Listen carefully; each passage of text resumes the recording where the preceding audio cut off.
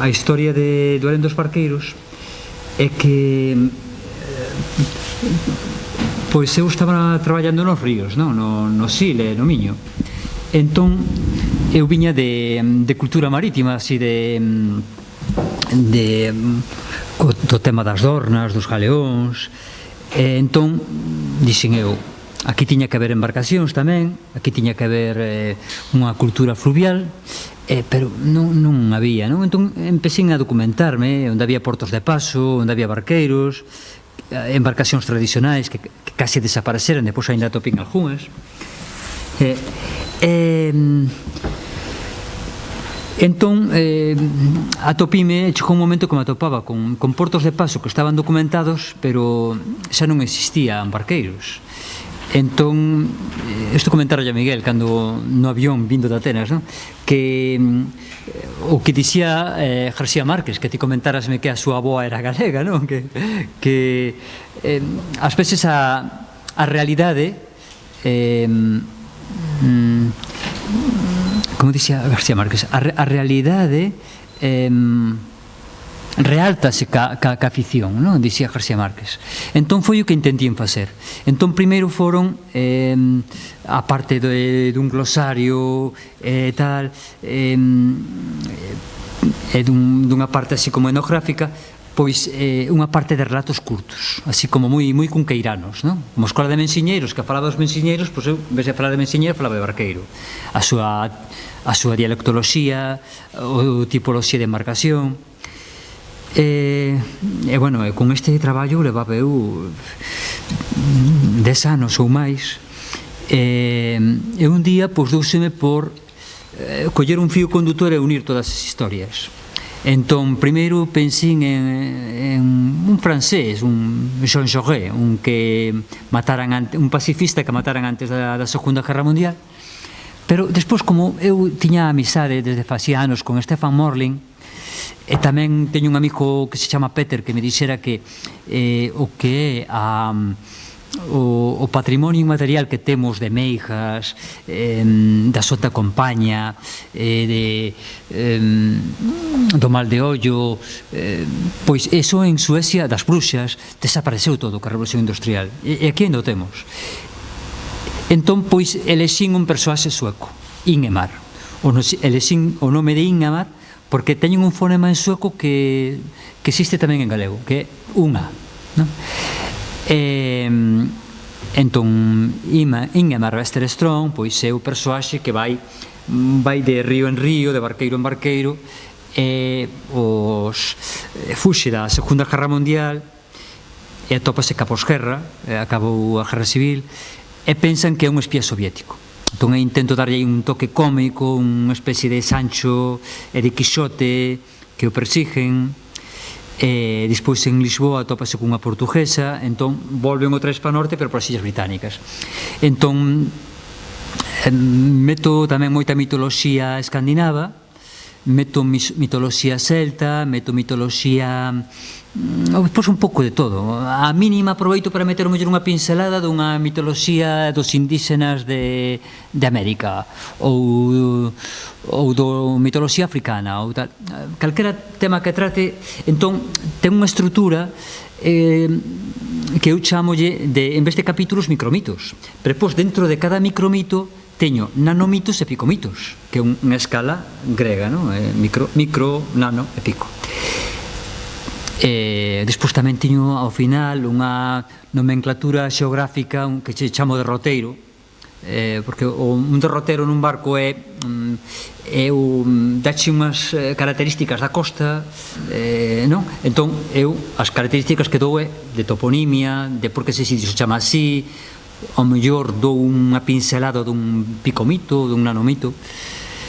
Entón, claro, é un traballo, doume moito traballo, moito, porque por unha parte ten unha parte novelesca, por outra parte ten unha parte mitolóxica onde concentro, sintetizo a esencia de cada mito, e despois ten unha parte de embarcacións tradicionais, unha parte onde tamén intento analizar, aí axuda unha miña muller que é psicóloga, por exemplo, unha cadeira, poño por caso, que pode representar unha cadeira, non? A nivel inconsciente colectivo. Despois, cada persoa, cada símbolo pode ser diferente, non? Pero intentábamos as meijas. Pois, que pode significar ese mito desas meijas? Ou a Santa Compaña? Ou... Entón, íbamos desglosando así. O que teño unha traducción dun ano pa aquí que estou traballando, ainda din por rematado a semana pasada na editorial, ainda piso casi esto leo, porque cada 2 por 3 dixelles, bueno, está rematado, pero resulta que volví a semana seguinte e dixelles, bueno, añadín estas cousas, e así esta semana pasada, Sí, que nunca remata. Sí. Entón, o que lle din máis a esta, como isto, pero moito máis ampliado, o doble, é buscar a realidade esencial de cada mito, como xurde cada mito. Por exemplo, en vez de titularse O alén dos barqueiros, titúlase máis alá de Ulises. Entón, por exemplo, o mito de Polifemo, dos cíclopes, pois hai quen sostén que, por exemplo, o mito dos cíclopes xurde en Sicilia, por exemplo, ou nas illas do Mediterráneo, de cando foi unha glaciación, os elefantes ananos que existían naquela época, ananos pero eran enormes, morreron ca glaciación, pasaron milleiros de anos, chegaron os humanos, atoparon uns cráneos así, que dos 2 ollos só quedaba unha concavidade. Entón eles pensaban, estos deben de ser uns xigantes que tiñan un solo ollo. Entón hai quen sostén que isto é o orixe do mito dos cíclopes. Entón intento desentrañar as orixes, especulando moitas veces. Isto costoulle moito a Xosé Carou, que o que escribeu o epílogo, que quere que, porque el en clases de antropoloxía o que intenta transmitir é moito eso, aos alumnos. Entón teño pendiente ir con Sesi, nos chamámoslle Sesi, a un pouco eso. E bueno, creo que resumín un pouquiño o traballo, Eu creo que agora toca a Mónica falar de como escribes ti a túa poesía. Pois a miña poesía non ten nada especial, é unha poesía moi sencilla, está en castelán. E a verdad que é unha pouca, como toda a poesía, como tirar dun fío, non? E ir vendo o que va sacando desa idea, sin moito máis. É intimista, pero non falo de min, nin falo de ningunha, é como emocional, non? É pois o que significa ou o que implica unha dor ou unha carencia, unha falla, unha ausencia. É un pouco, é así, máis de naturaleza emocional, pero non ten, está repartida en 3 partes. Está publicada baixo pseudónimo porque nas redes sociales xa tiña un poquinho de oco, entonces pois por aí fun intentando meter un pouco a cabeza, porque isto de editar ou de que te editen así, de mandar, aparte que tampouco tiña material como para, foi algo que me levou 3 anos, o sea, foi moitísimo tempo. Cheguei a ter en 3 anos, porque escribo, o sea, tiña poesía, relatos e contos, cousas desde nova, desde os 17, 20 anos, por aí, pero poesía non. Foi algo que desde fai 3 anos fun guardando, algunhas funas publicando, outras funas guardando, e co tempo pois xurdeu que alguén me dixo si quería publicarles, si foi fanes, e dixen, pois bueno, por que non? E foi así un pouco a idea, non foi algo premeditado, nin que non tiña na idea eso de facer un libro de poesía, pero xurdeu así e saleu este libro. Ten 81 poemas en castelán e está dividido en 3 partes. A parte central fala solo de poesía, é unha especie de prosopopeia, solo fala dela, non é interpretable, é bastante evidente, clara, non hai moita metáfora, e o resto son un pouco máis de outra naturaleza, son máis de carácter máis de carácter intimista. E nada, o que di Anxo, que teño como dixeches, Ten moito simbolismo. Moito simbolismo e un linguaxe moi concreto, porque ten unha temática moi... sempre utilizo uns recursos moi parecidos en este libro, que son os outonos, os páxaros, fago mención a moitos páxaros, as follas secas, a hojarasca, os invernos. En general ten ese tipo de lenguaje que non é metáfora, sino que é simplemente o fío conductor de todo o libro, e todo ten a mesma... De todos os que tiña, seleccionei uns poucos que me parecían que se podían unir nun libro, e mandeillo, e nada, xa a semana ou así xa estaba maquetado, e xa está, pois leva 6 meses ou así, desde xuño, por aí dando voltas, eu con el, porque eu nesto son moi novata, son unha persona moi pudorosa, das miñas... non son unha persona, como dixen aquí, tímida, non, pero sí son pudorosa, non me gusta, a min gustame ler, gustame escribir, pero non me gusta falar nin de min, nin de poesía, nin xeral, gustame facelo, disfruto, satisfáceme, é algo casi vital, e non é máis que eso, un pequeno libriño con uns poemas escolleitos para que quen queira. O primeiro que escribo, estou aí en outro en galego, xa lle dixen a Anxa, a ver o que sae. Pouco máis.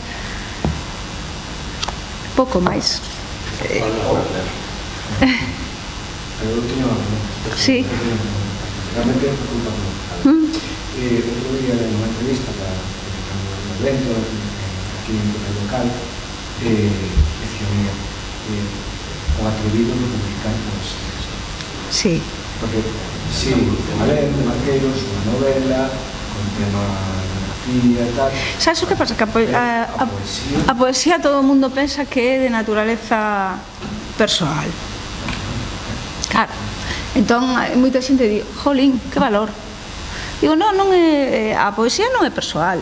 A poesía é o que digo, ti sabes como empezas, pero non sabes como rematas, porque hai algo que podes facer unha cousa enorme en un cuarto de hora e non sabes nin o que fixeches cando acabaches, cando remataches non sabes nin o que fixeches, apártalo, deixalo aí, volvelo a coller, daslle unha volta e dices, isto escribino eu. E aí dis, bueno, a ver, aquí hai cousas que non, bueno, que hai que retocar. Eu escribo casi sempre soporte digital, non escribo casi nunca en papel, entón despois empezo a darlle voltas, quito, poño, parto, fago 1000 batallas con eles, fagolle 1000 perrerías, pero o que é a idea principal sempre os deixo aí un pouco, un tempo, e despois xa cando lle dou outra volta e digo, a ver, que pasou aquí? Que é isto? Pero non é, o que decías de escribir poesía, é que é o que máis leo, o que máis leo, é o que máis disfruto, é o que máis me gusta ler. Entón, do que se lee, se saca. Sempre. Digo, ainda así, la literatura non sei, pero... Sí, no, bueno, da literatura non se pode vivir. El viver vira sastre. Que... Sí. Sí. Pero dentro do mundo literario, a poesía é unha cosa terrible, é dicir, escribir, publicar... Sí, porque, a ver, é unha exposición que non che vai a rentar máis que a nivel personal, porque non vas a ter, claro, non vas a ter ningún tipo de satisfacción que non sea a nivel personal. Entonces, pues, bueno, hai novelas boísimas por aí que tampouco van a poder vivir de sí mismas, nin por sí mismas. Cocal, postos a arriscar, pois os contos dixen non, porque se me va, non tamén teño o mesmo tipo de lenguaxe que teño para facer poesía, teño para facer conto, e ao final é todo como moi, é casi unha prosa poética, entonces para eso non, en conto parecíame demasiado extendido. Teño o mesmo estilo, o sea, escribindo relato ou conto ou algo máis extenso, porque teño algúns extensos, teño a mesma lenguaxe, entonces pareceme tedioso, sabes? O sea, unha prosa poética de un libro como este de 40 poemas en prosa pódese ler, pero todo un libro de tes que ser moi amante dese género, se non o lees. A poesía, incluso as poesías que, por exemplo, para ler a Pessoa, tes que sentarte un anaco e dicir, vou non ler, tens que botar esa vontade, porque senón son poemas extensísimos que che requiren unha concentración enorme.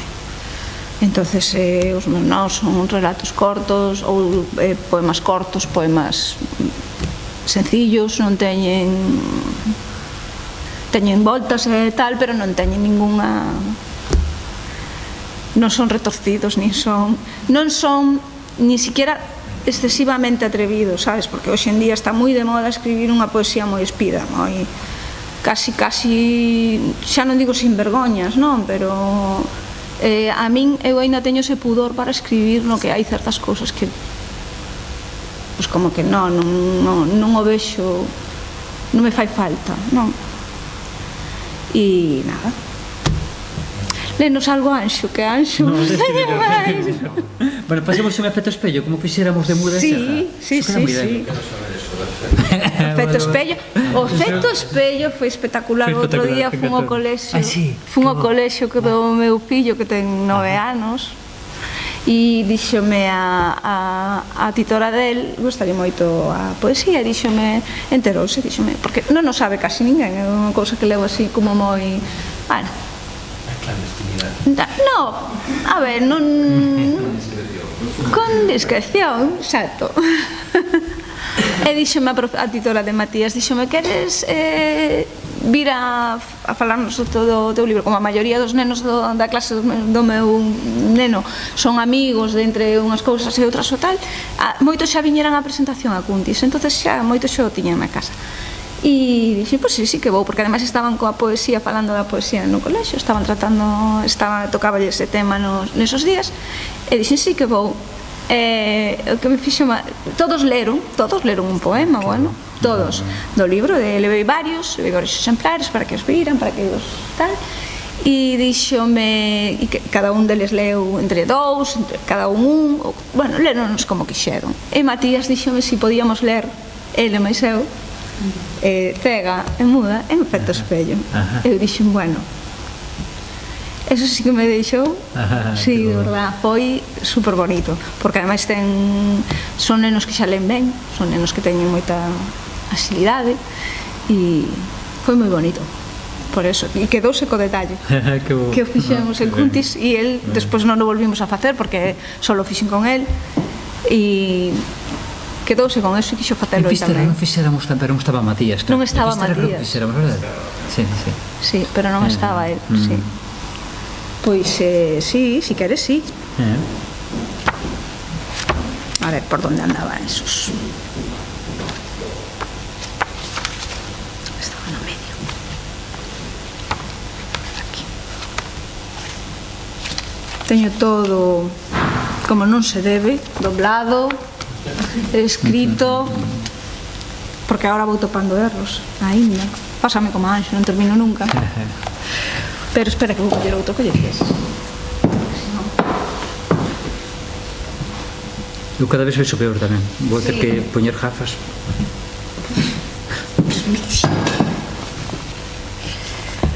49 máis a 50. Eran estos dous, non? Sí. Que ben, así temos dous, vale. E así podo arrimar máis. Claro. Aí reculo aí. Vale. Mellor en párrafo. En párrafo, vale. Sí? Sí. Vale, empezas ti. Ciega. Muda. Ciego. Impacto. En mi muro techo, cuadrado. Dibujo y desdibujo retos y pasados. Colisiono, vuelco y tiemblo. En mi muro techo, siniestro, escribo letras, en miedo y callado. Y pierdo cielos en criterios sin sonidos, y los digo del revés, que suenan menos. En mi techo bajo, abogado, que se lanza sobre el lecho amurallado. Impacto contra el denso sostén que nos sostiene, y reboto del subsuelo de mi peso muerto. En mi lecho seco, estéril y opaco, hurto un ciego silencio abstracto. Impacto, freno y sosiego, y no sueño porque no duermo. En la noche blanca, vuelco lechos, en papeles negros, silencios densos. Colisiono en vagos trenes que no ruedan, que se estancan. Ciego los ojos, los ciego. Ciego los brazos, las manos, los dedos.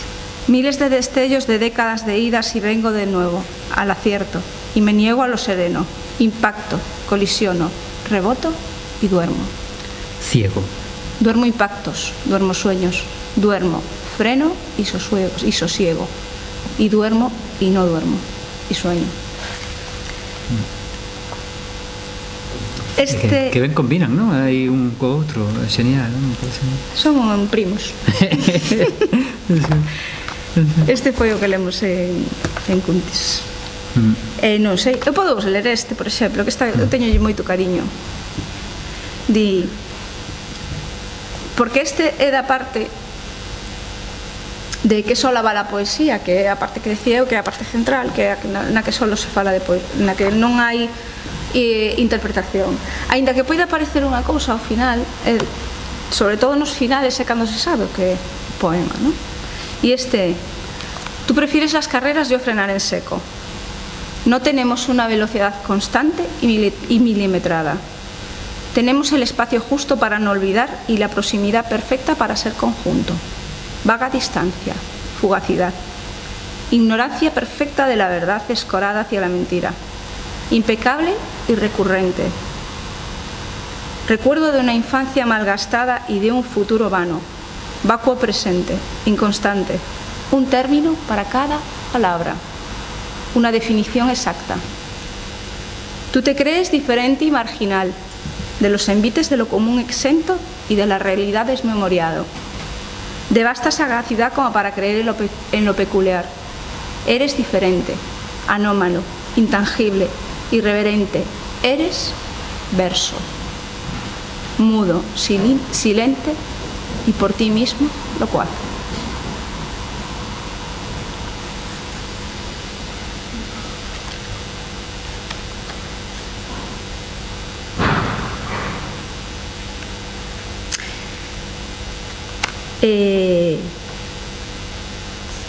Queres ler un? Vale, eu tamén me gustaría que falaras do que estás escribindo agora, que dixese que estás aí dando duro aí todo o fin de semana. O que teño de momento son, non quero facelo moito máis longo porque estes son 81 e creo que son demasiados ao final. Este ten 47. Ajá. En principio creo que está rematado. O que pasa é que teño un problema. Non é un problema como tal. É que eu son galego falante, pero non escribo en galego habitualmente, non o utilizo para escribir. Entonces, cando eu escribo, pero cando leo, corríxome unha vez, non, corríxome dúas. Non escribo unha vez, dudo dúas. Entón, ao final, se escribes como falas, escribes mal, porque non está correcto.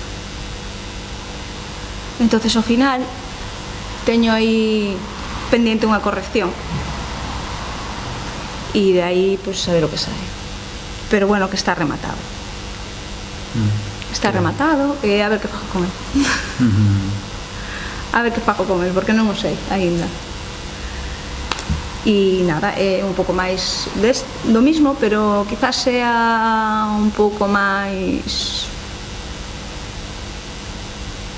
duro, máis retrospectivo, máis porque hai poemas que estaban guardados porque eran especialmente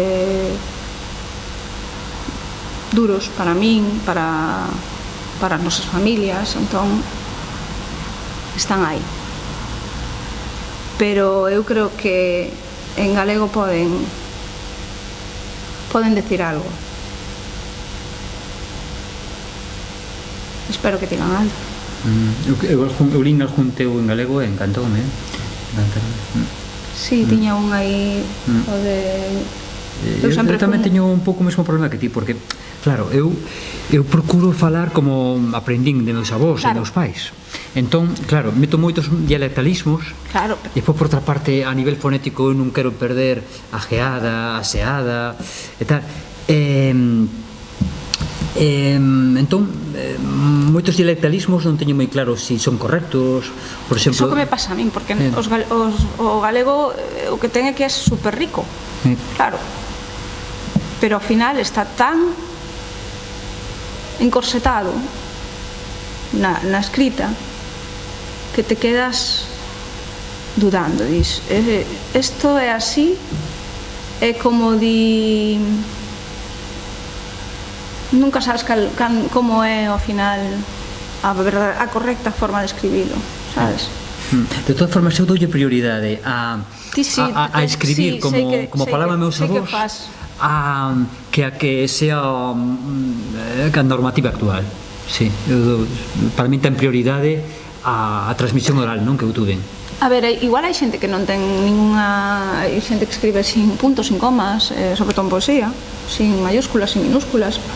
Está ben, pero eu creo que todas esas cosas, e xa non che falo de eso en concreto, danlle un sentido ao texto. O sea, e a mí, eu son moi exixente para eso. Eu si leo algo e me gusta, gústame, pero se o escribo, quero que sea o máis correcto posible, dentro das miñas limitacións, non? Pero e o galego a veces faiseme duro en ese sentido para escribir, non para falalo, que ao final cada un, pero escribir en galego parece unha tarefa dura, complexa, exixente. Complexo precisamente porque todo o proceso de normativización, exacto, desde que eu hasta hoxe, que máis ou menos a xeración padiante, cando o galego se trata do sistema educativo, así como a lingua, as outras, pois penso que ese proceso de normativización o que nos induciu é a pensar eso, na que ao mesmo tempo que aprendía que había unha diferencia animal, como clara, entre a lingua e a fala é o uso que hai o falante, esa lingua, que a lingua ten un estándar establecido. No caso do galego, pero bueno, a opinión persoal miña, é un proceso fallido. Ese proceso de fallido. Sí, e además creo que foi un proceso de empobrecemento.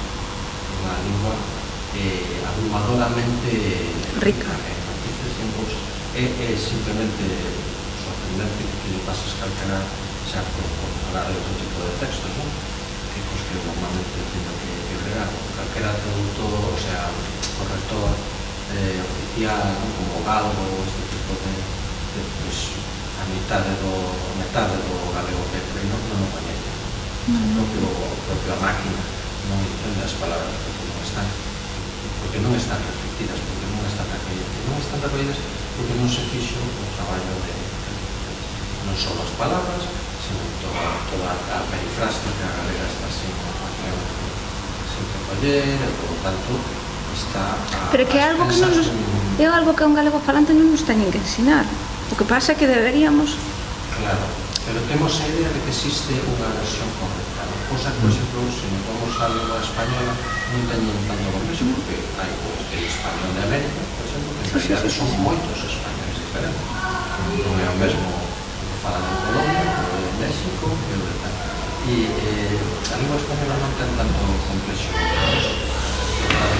de outros modos, porque o sistema que teñen para ir integrando dentro do que o literario vai, os medios de comunicación para ir validando procesos de validación da lingua, somos que nós non temos. Nós temos permanentemente esa sensación se cada non estamos falando por que non hai presentadores na televisión de Galicia con Geada e con Seseo. Tiña que estar representado as zonas de Galicia onde os plurais son mutuos, e as zonas de Galicia onde o plural é muitos, e as zonas de Galicia onde Galicia é Galicia, non é Galicia. Todo eso debería estar representado, entre outras cosas, para que os autores poidades sentir vos libres, non consultados a hora de ter que elaborar. É que fixeron unha normativización imitando o castellano. É como un galego normativo, é como unha mistura que se arrima ao castellano, non? Eso por unha parte. E por outra parte non se teñen en conta as formas dialectais. Creo que a forma dialectal da que máis imitaron é a mindoniense, non? Que é unha forma bastante parecida ao castelán. Si o galego se lle hubiera aplicado durante millóns, vamos a poñer o mesmo caso, durante 30 ou 40 anos, o mesmo proceso, por exemplo, de batumización dos idiomas, euskaldunes, que eles parten como de 3 versións principais dese idioma que logo son refundidas nun euskera batúa, un idioma que todos poden compartir, cando en principio era bastante. Se eso se hubiera aplicado, por exemplo, ao galego, sería unha lingua, podría ter sido unha lingua hoxe día completamente diferente da que imaginamos. Non sei exactamente como sería, pero a mí sí que eu sempre teño esa sensación que me falta que entre o aire que, por exemplo, hai moitas, unha gran parte de Galicia é un canon, un pulo, por exemplo. Entón, imagínate que cada forma escollida, iso é unha decisión para can, non se xa can, se xa pulo, como en outros, digamos, o que se incidise máis entre os pronomes foran correctamente postos, moitas veces despois aparecen postos no gran medio de socialización da galego para a televisión de Galicia, básicamente. Entonces, ao final de todo eso o que vou é que penso que unha das misións grandes que teñen os autores é non facer caso de eso, escribir con Geada, con Seseo, con todo o que está a parte. E non preocuparse se é correcto, xa a sociedade xa reprenderá o que é correcto. Sí, eso sí. Sí, eso é. Porque senón, ao final, estamos facendo o caldo os propios inimigos tanto da lingua como da cultura, e moitas veces non é que se xan inimigos porque queras inimigos, se que o mundo é grandes idiomas fortísimos e potentísimos, os que tens que convivir, a grandes culturas están aí, non teñen nada en contra nosa, pero é ecoloxía, pápanos porque son peixes máis grandes. A única maneira é sacar as espiñas para fora, para que non nos papen. Sí, ancho, os sí. peixes pequenos temos que ter espiñas, temos que ter matices, temos que ter cousas que pero senón tanto nos metan na boca na vai. Engul. Sí, eso é certo, sí. Mira, unha outra cuestión. Xentes que lees moita poesía, se en gran parte somos produto do que leemos, a influencia que ten o que lees e o que escribes.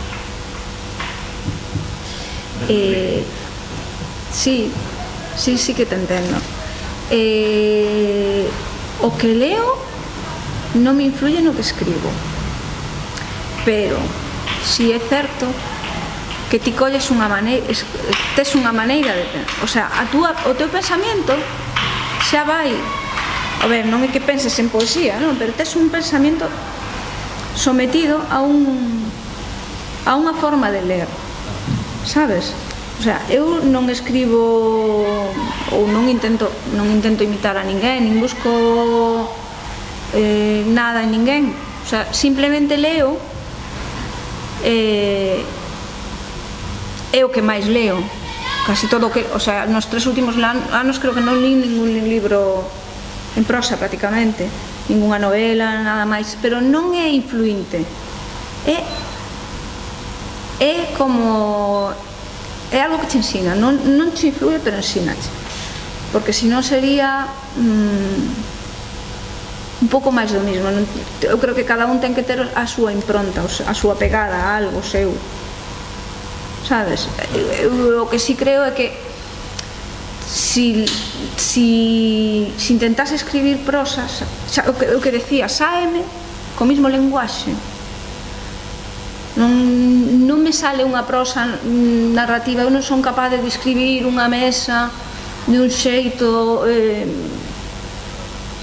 non, a min vaiseme a cabeza hacia outras formas, voume máis aos detalles, a outro tipo de, observo outras cousas no que leo, e é outra maneira de lelo. Non é que eu busque, eu digo que somos o que leemos, porque ao final non é que seamos, que acabamos escribindo influenciados polo que leemos, evidentemente, pero porque ao final algo é como que te escolla a ti o que lees, non? Porque hai grandes autores que non todo o mundo somos capaces de lelos, e hai outros, hai lecturas máis sinxelas que teñen moitísimo máis éxito. A min inflúyeme moito, xa te digo, pero no meu querer e no meu afondar o que leo. E eu o que quero é, o sea, a mí o que me sale cando escribo é cousas cortas.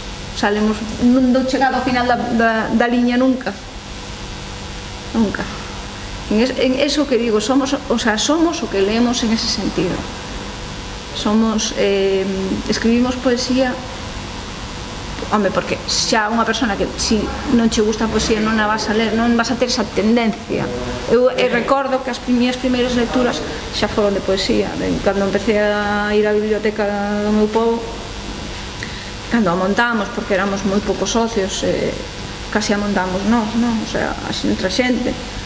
As miñas primeiras lecturas eran de poesía. Eu fai pouco fun á biblioteca e collín ese libro e solamente o levei eu, e era unha antoloxía destas enorme, e solamente había levado eu na biblioteca. Eu vine a levar, claro, ahora merqueina porque a quero ter, pero son cousas que si lees si tes a tendencia a dibuixar e a ler cómics e tal, ao final, si tes certa habilidade, porque tamén tes que ter certa habilidade, o que che vai a nacer é un estilo máis semellante ao que ti és. A eso me refería. Eu creo que o que lees, e sobre todo a poesía, pode modificar a túa percepción das cousas, non? Sí. A mí tamén me ha pasado. Sí. De lees algo e dis, hostia, isto é unha cotidianidade que eu vivo todos os días e non lle dou importancia. Despois de lelo, pois xa lle das máis importancia, o mellor a unha folla que ves caer, ou a un regueiro de agua, ou non, por poñer un exemplo que se me ocorre agora. A poesía é eso, como unha imaxe pero máis recreada, é unha... é eso, o detalle dunha imaxe pequena, de algo que pasa. Estou convencido de que a poesía, a filosofía, é unha forma máis do coñecemento. O sea, que vivimos nun mundo que parece que o coñecemento só é o coñecemento científico. Pero nunca foi así, o sea, non sempre foi así. Sí que en esta parte, pero a filosofía parece claramente unha forma de coñecemento. Absoluta, a poesía é unha forma de coñecemento, por eso que acaba de decir que efectivamente, probablemente despois de expoñerse a poesía, pois hai unha transformación, vas a ves unha serie de cousas que antes simplemente estaban aí pero non as bien. Iso é coñecemento, pero iso é fundamental. Non termino de comprender porque a poesía, que foi o xénero importante tanto tempo, pois probablemente está relegado porque pensa que o mundo sea só positivista e un mundo así, pero científico, ¿no? Como si a ciencia fora en sí mesma un dogma, ¿no? ¿Cuál é a ti? Sí. Eso é importante. Sí. De eso creo que faláramos en Fisterra, se non recordo mal, que é unha estrutura mental diferente de escribir narrativa a escribir poesía. Sí. A min, para min resulta menos agotador escribir poesía. Pola miña forma de ser, a poesía portame fácil e non me rouba enerxía, non me queima. A narrativa queima, jotame. Hai narradores que, como Méndez Ferrín, que é ao revés. Méndez Ferrín conta el que cando escribira un poemario, creo que son 6 poemas ou así, acabou agotado con 6 poemas. Eu creo que a narrativa tes que facer un traballo doble. Para mí sí. Porque tes que facer o que queres facer e tes que ir facendo o que che vai surdindo. E te lo que ir... É que se entenda. A poesía... Claro, a poesía non ten por que entenderse racionalmente. A creatividade vai xordendo a medida que vas escribindo. Entón, ti queres facer unha cousa, podes ter un guión. Me imagino que para facer unha novela haberá que ter un guión. Ti tes unha idea, pero claro, despois poden salir cousas, e poden salir cousas moi interesantes que de alguma maneira das que non podes prescindir. Ao mellor despois a mí parece un traballo agotador, porque traballar con dúas cousas ou en paralelo a mí parece tremendamente agotador. Sí. E a poesía traballas máis co intuición. Hoxe en día, nun mundo tan tecnolóxico e tan racional, a min unha das poucas ferramentas que temos para despertar a intuición que temos aí aletarjada é a poesía. Porque a poesía non ten que estar masticada, non ten que entenderse para, incluso desde o absurdo, ti intuir algo.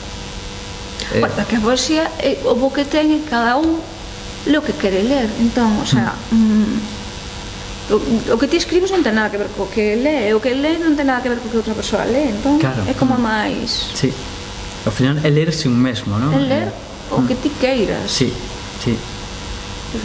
Un escribe unha cousa e o outro que interprete como queira. Claro. O sea, non hai...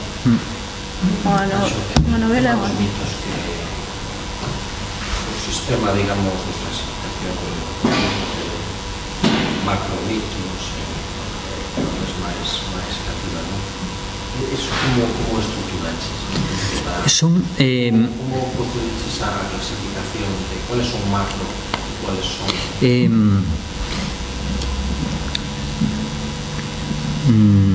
Vamos a ver. En este son todo micros, non? Ti falabas son todo micros. Micros, nanos e picos. Este está máis ampliado, sí. Vale, pero sigo lle chamando micromitos, sí. Aunque, vale, entón, a estrutura son 120 micromitos. Ao mesmo tempo, estes 120 micromitos están divididos en 3 grandes partes, que creo que lo comentara a tía Maise Quintía, que un era o ronsel é a onda de proa, outra é a foula, que é a onda que queda pola popa, que é o pasado, isto sería o futuro.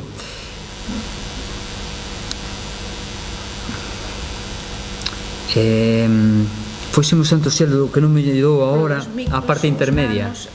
Si, no, pero refírome, dentro dos 120 micromitos divido en 3 partes básicas. Despois, esas 3 partes básicas, que son o ronsel, a foula e o outro que non me acordo agora, divido en barcaxes. Entón, son 16 barcaxes. Entón, cada barcaxe é unha faceta da viaxe, relacionada de alguna maneira tamén cun estado de consciencia. E despois os nanomitos e picomitos, sobre todo máis en máis alá de Ulises, están metidos máis a pé de páxina ou están metidos na nomenclatura xeográfica. Entón, un pouco é a extensión, según a extensión que lle dou é nano ou é pico. É moi interesante por unha cousa, non? Porque vamos a decir de unha maneira oficial, non? Unha verdade, non? Como estamos falando antes de algo. Un mito é un relato extendido, non? Pero eu teño a min que iso é un convencionalismo tamén, unha cousa que temos que cargar, pero que é gratuita en si mesma, non? Porque, entre outras cousas, a habría que pensar tamén en que é un relato, non? O sea, un conto de Augusto Monterroso que ten dúas frases é un relato, é unha obra de 120 páxinas é un relato, o sea, entonces eu penso que o mito pasalle o mesmo. Os mitos foron recollidos, todo ese traballo do século XIX, un pouco antes, sobre todo tamén a primeira metade do século XX, e daí sai a idea de que os mitos son relatos extendidos, non? Porque hai un planteamento, un nome e un desenlace. Pero eu estou máis con Anxo porque eu tropezo con eses mitos moitas veces. Vexo que o mito non é un relato, ou hoxe en día non aparece percibible como un relato dese tipo, sino máis como un relato poético. A veces é simplemente unha serie de imaxes, non? Imaxes que están, evidentemente, dando conta da existencia de unhos relatos, unhas maneiras de interpretar, pero non podes ir a preguntar a unha persoa que che poña o planteamento no dese relato. Por iso hai, dícese que en Galicia non hai mitos.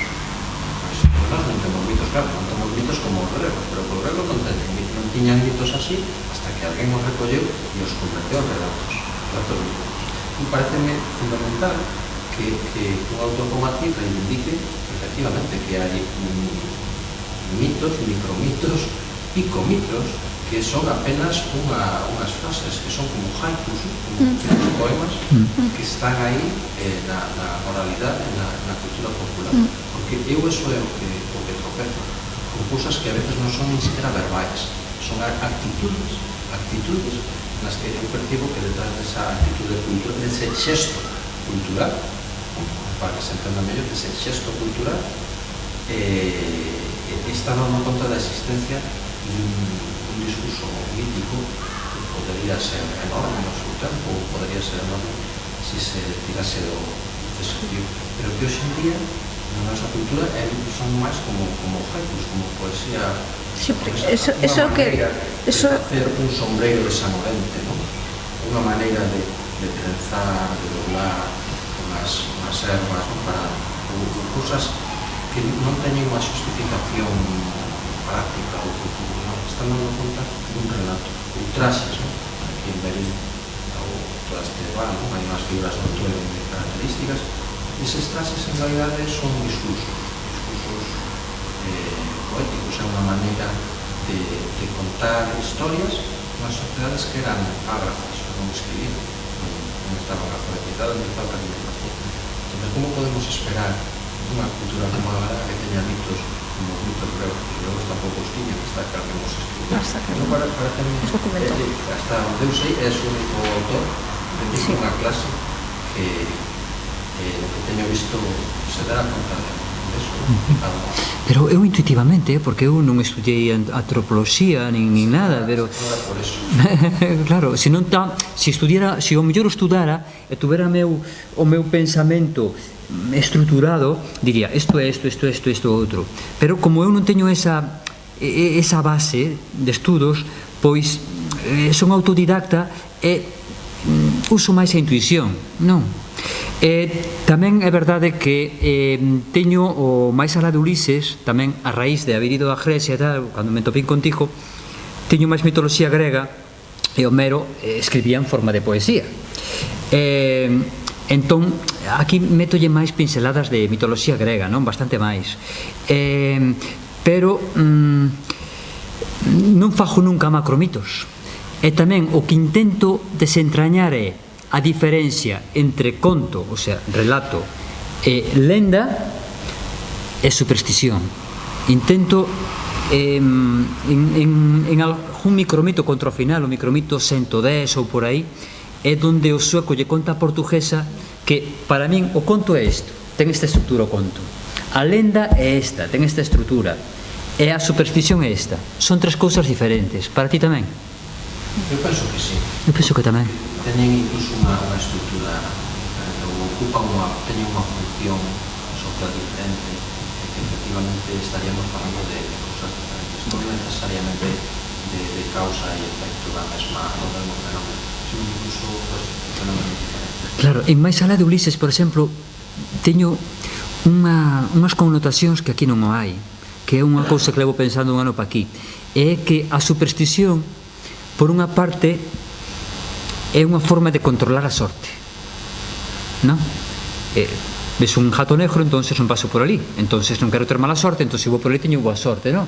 É unha forma de intentar ampliar como o campo de intención para, con as atitudes, controlar o destiño, ou controlar a sorte. Por outra parte, creo que tamén a superstición únenos á existencia, fainos tomar consciencia desa existencia. Eu non me considero supersticioso, pero intento topar o porqué da superstición, non? Entón, en máis alá de Ulises sí que recollín bastantes supersticións mariñeiras, porque navego cuns de Fisterra, de Muxía, son tremendamente supersticiosos. Non podes dicir a palabra raposo. Había un alumno este mes pasado no barco que se apellida Raposo, entón chegaba a Ponte Raposo e eu digo, Raposo, que tal estás? Eu de Fisterra, chamase Soneira. Xa se cabreu, xa che dixen que no barco non se di esa palabra. Eu tardín en comprender que era o que quería dicir. Entonces recordíame que un día él dixíame que non se dixía raposo, dixe o do rabo largo. E despois cura, a dicir cura ou crejo dá mala sorte, non podes dicir, tens que dicir xa me entendes. O outro día xa me entendes dixo isto. Iso pasa moito en Asturias, sobre todo en Asturias Occidental, que falan aí Jailejo e tal, din xa me entendes nos barcos. Recollín bastantes supersticións desas. Entón, claro, eu conto de nunca acabar o libro, por qué? Porque daba yo a editorial Fanes rematado, depois enterábame de outra superstición máis. Entón, dixeme, joder, unha pena non meter esta superstición. Claro. Sí. Ahora teño a idea a largo plazo de unha continuación desto. Sería A filla do barqueiro, quero titularlo así. Entón, A filla do barqueiro xa nace despois da Segunda Guerra Mundial, críase en Suecia, pero vai estudar a París, súa nai é portuguesa, seu pai é sueco, xúntase en París ca movida do maio de 68, ten un mozo checo, vais a República Checa, a Praga, dali acabanse chegando a California, a movida do 68 tamén en California. Entón, así como aquí intento desentrañar mitoloxías, e o outro é as ideoloxías, non? Que dou lugar a esta ideoloxía, como acabou esta ideoloxía, é un pouco a miña idea. Así como aquí vou de mito en mito, en A filla do barqueiro quero ir máis de ideoloxía en ideoloxía, quero tratar máis outra temática. Entón empecino, pero é que, estou con moitas historias e non podo, teño que darlle prioridade a outras cousas, non? Pero máis ou menos teño na miña cabeza o argumento, que despois tamén a mellor cámbiame, non? Pero en principio teño xa unha imaxe do que quero facer. O outro xa tes preparado? Non, empecino e teño máis ou menos un pouco as etapas do que constaría o libro. Non, da filla do barqueiro, outro xa está dos poemarios que che pasen a ti? Non, o que decías agora do... A filla do barqueiro. Non, A filla do barqueiro non, do que falaba antes de... Máis allá de Ulises. Sí, máis allá de Ulises entrequino a semana pasada. Pero levaba 30 ou 40 veces dicindo, está rematado. E por volvía a semana. Volvía. Tes fecha para intentarán botalo antes de fin de ano. A mellor incluso antes, con un pouco de sorte, antes de Nadal. A ver. Sí. Faime ilusión, como ter un fillo. Sí. Bueno, gracias a vos.